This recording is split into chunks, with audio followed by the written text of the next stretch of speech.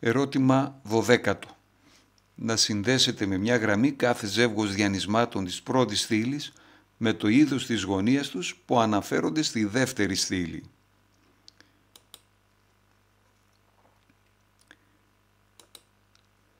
Για να μπορέσουμε να κρίνουμε αν η γωνία που σχηματίζουν δύο διανύσματα είναι ορθή, οξία ή αμβλία, ένας εύκολος τρόπος είναι να χρησιμοποιήσουμε το εσωτερικό γινόμενο των διανυσμάτων. Συγκεκριμένα, αν το εσωτερικό γινόμενο των διανυσμάτων είναι μεγαλύτερο από το 0, τότε η γωνία που σχηματίζουν τα διανύσματα είναι οξία. Αν το εσωτερικό γινόμενο είναι ίσο με 0, τότε η γωνία είναι ορθή, ενώ αν το εσωτερικό γινόμενο είναι αρνητικός αριθμός, τότε η γωνία των διανυσμάτων είναι αμβλία. Επίσης, είναι γνωστό ότι το εσωτερικό γινόμενο των διανυσμάτων, αν γνωρίζουμε τις συντεταγμένες τους χ1, ψ1 και χ2, ψ2, δίνεται από τον τύπο χ1 επί χ2 συν ψ1 επί ψ2.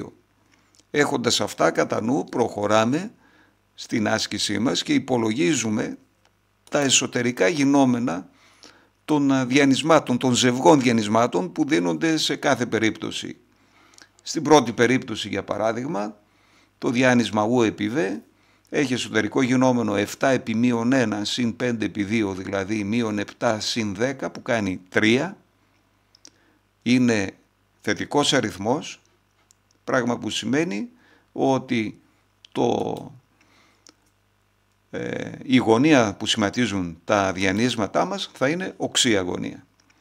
Στην δεύτερη περίπτωση, το εσωτερικό γινόμενο των διανυσμάτων ισούται με μείον 10, είναι μείον 6 συν το μείον 4 που κάνει μείον 10, είναι αρνητικός αριθμός, άρα η γωνία των διανυσμάτων είναι αμβλία.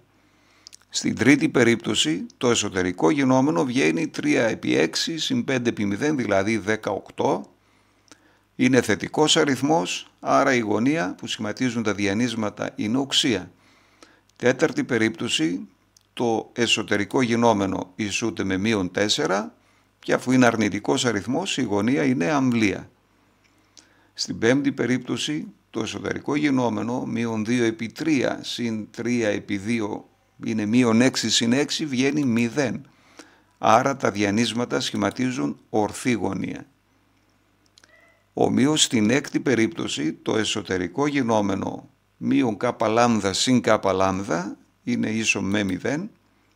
Επομένως η γωνία των διανυσμάτων είναι και πάλι ορθή.